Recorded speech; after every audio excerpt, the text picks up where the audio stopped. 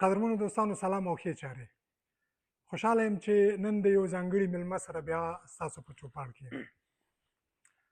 زموږ د نړیوال کلي چې نفوسو شمېر یې 8 میلیارډو ته رسیږي، دوی ټول د نړیوالو دغه ډله ییزو وړیا وسایلو له لارې یو له بل سره په یو تار باندې نښلول شوي دي. ځینې خلک د نورو د شخصیت وژنو، حذفولو او د راټولو په خاطر باندې دغه وسایل استعمالوي. خو ځینې خلک بیا هغه د رڼا، علم، ځلا، پوهې او د تحقیق او د نورو ته د خپل هویت د پېژندګلوۍ او د معرفي کولو لپاره هم ترې کار اخلي.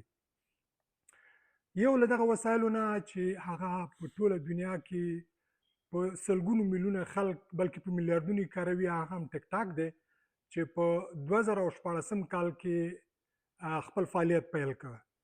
هغه سروې چې ما نن سهار ولوستله، د هغې له مخې هره ورځ یعنې په 24 ساعته کې تقریبا 1 میلیارډ انسانان دغه د ټیک ټاک دغه رسنۍ ته سر ورښکاره کوي او د هغې د لارې معلومات اخلي او یا له نورو سره معلومات شریکوي. زما د نن ورځې میلمه یو د هغو بااستعدادو ځوانانو څخه دی چې هغه هڅه کوي چې له دغې لارې خپل هویت او خپل تشخص او آیډنټیټي نورو خلکو سره شریک او ورته معرفي کړي. دا میلمه ښاغلی عزیز فولاد شیرزاد دی چې دی د ننګرهار د خوږیاڼو د ولسوالۍ دی، په کابل کې زیږېدلی، 35 کلن دی او نن سبا د امریکا د کالیفورنیا په ایالت کې اوسیږي. دې سره د دې چې ډېر زیات بلا ملاتړ او دغه لري، خلک د دغه د تحقیق او د ریسرچ ملاتړ کوي، مګر په عین حال کې ډېر خلک دته د متعصب لقب ورته کاروي، دته وایي چې دا قومګرایي ته لمن وهي. د همدې په خاطر باندې ما وغوښتل چې د ده نظر واورو چې آیا دا رښتیا هم د په ژبني او په قومي تعصب باندې باور لري او که دا په ده باندې یو تور دی. او دویمه خبره دا چې ده په دې وروستیو کې د یو کتابتون یې جوړ کړ، آنلاین د لارې یو لویه کتابخانه یې جوړه کړله او په هغې کې په سلګونو بلکې په زرګونو کتابونو ریفرنسونه او هغې کې مصادر او سرچینې پکې راټولې کړي دي. او بله خبره چې زما په ذهن کې راځي هغه دا ده چې دغه وسایل یا دغه کوم ماخذونه چې دی ترې کار اخلي، دا خو موږ په غربي دنیا کې د کاپي رایټ یا د حق او د نشر هغه د خوندیتوب حق، دغه یو مسله ده چې دی ورسره آیا دا رښتیا هم دغه ګواښ سره مخ دی او که نه. نو غواړم چې دغه 3-4 پوښتنې زما ذهن ته راغلي چې له ده سره یې شریکې کړم.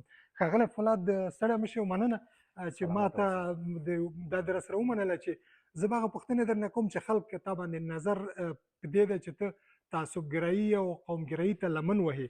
نو اوله پوښتنه خو بس دا وکړم چې دغه کتابتون چې تا آنلاین جوړ کړ، د انګېزه یې څه وه؟ ولې دې کار ته دا ملا وتړله؟ انګېزه یې د خپلو ارزښتونو پېژندنه، د هویت پېژندنه، تاریخ پېژندله، خپل ویاړونه پېژندله.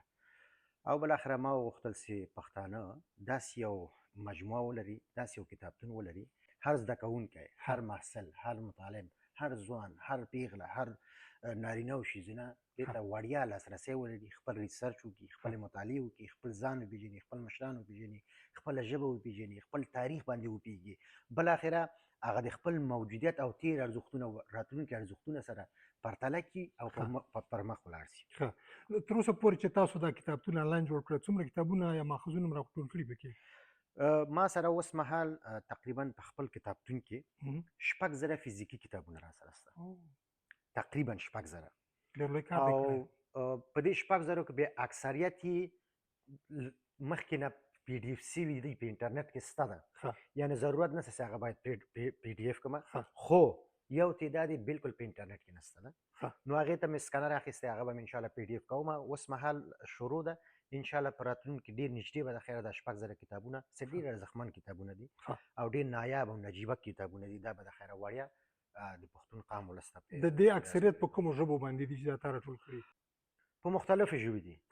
په روسانو په موږ باندې کتابونه ډېر زیات لیکلي دي، انګریزانو برتانویانو لیکلي دي، عربانو لیکلي دي، یونانیانو لیکلي دي، امریکایانو لیکلي دي، ایرانیانو، اوسني ایرانیانو لیکلي دي، چې متاسفانه ډېر زیات تحریف یې پکې کړی ده.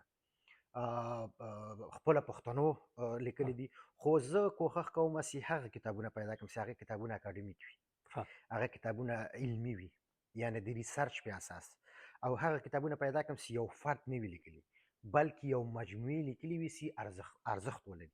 هغه کتابونه زه وراچوم. تاسو ته پته ده چې اکثره کتابونه روایتي دي، لکه شاهنامه فردوسي یو روایتي کتاب دی، خو اصلي کتاب که تاسو هر څومره ولټوئ هغه موجود نه ده.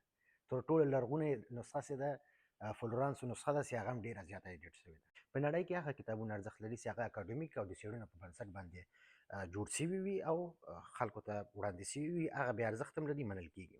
تاسو د دې ډار یا اندېښنه نه لرئ چې که فرض کړه دغه مؤلفین یا دا چا چې دا کوم مؤسساتو چې دا خپاره کړي او چاپ کړي دي هغوی تاسو سو یا هغه جریمه مو وکړي، د دې نه ډار نه لرئ د دې خبرې نه؟ پرته شکه چې هر څوک د جرم څخه ډارېږي او هر انسان باید په غربي اروپایي او په هر نړۍ کې سي، په هر هېواد کې سي، باید قانون ته احترام ولري. عین شکل موږ هم قوانینو ته احترام لرو، احترام کوو پرته له شکه. ګورئ، لومړی خو ما په خپل کتابتون کې ډسکلیمر لیکلی، یعنی هر څوک چې که میده لري کولی شي چې ما سره مستقیم تماس ونیسي، هغه کتاب چې ګواکې د هغې ته کم نقصان رسي هغه به زه حذفوم. دومه خبره دا ده قوانینو کې هر هغه کتاب چې د 80 کالو نه عمر ډیر سي هغه اتومات شکل باندې عامه کیږي. هغه ځکه هغه لیکونکی نور د دنیا څخه سترګې پټوي یا هغه کیږي. په مجموع کې قانون هم دا وایي چې کتاب چې 80 کلن سو نور هغه د حفاظت نه وځي، هغه عامه کیږي.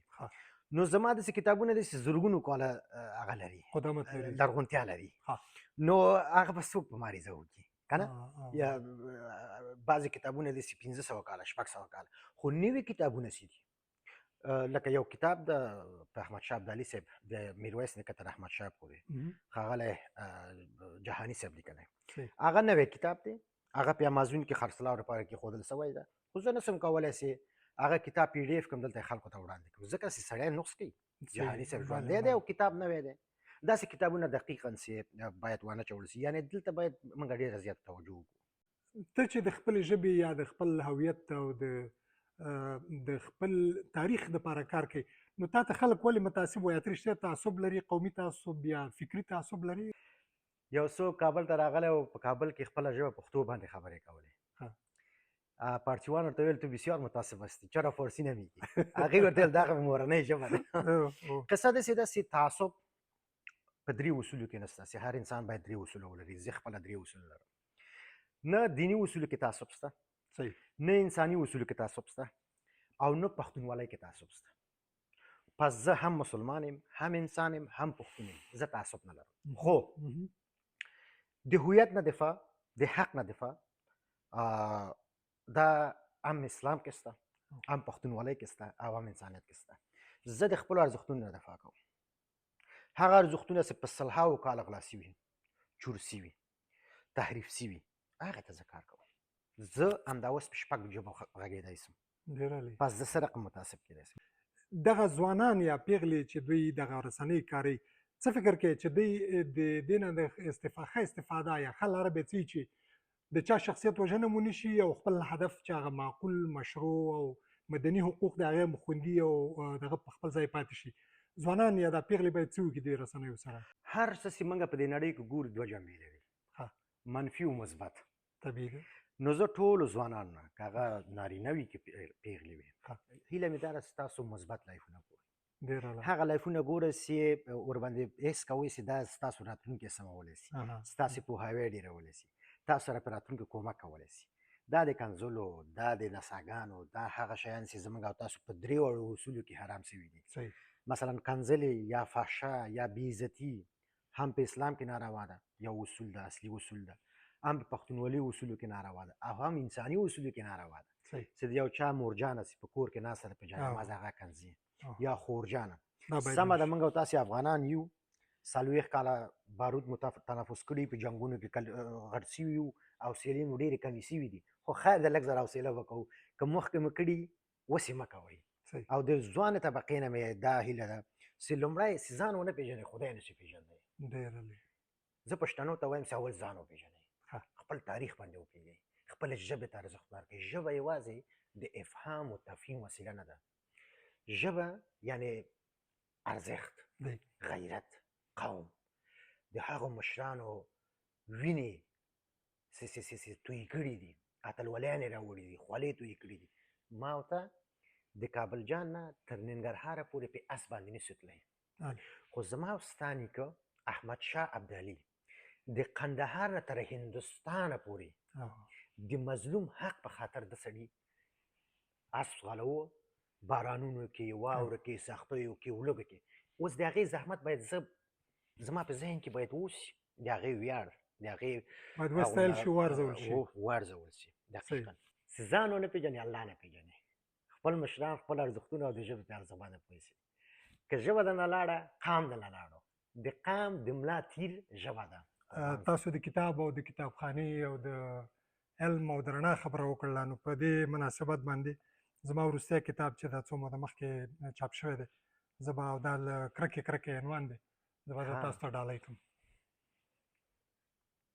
ماشاءالله، خدای دې په قلم کې برکت واچوه. ښاغلي ملکزی صاحب تل قام ته خدمت کړی، انسانیت ته خدمت کړی، افغانیت ته خدمت کړی، پښتو ته خدمت کړی، ډېرې زیاتې هلې ځلې کړي او په لسګونو کتابونه لیکلي او ډېر ښه معلومات ځوانانو ته ورکوي. نور باعزته اوسئ، سلامت اوسئ. الله مو وکړي. خدای دې اجرونه درکړي. مننه. قدرمنو دوستانو، دا وه د ښاغلي عزیز فولاد شیرزاد سره زما لنډه زړهخواله او بنډار. امید دی چې ستاسو دپاره پکې ځینې ناویلې خبرې او ستاسو د دلچسپۍ وړ ګرځېدلې وي. مینه او مننه. ملکزی، کالیفورنیا.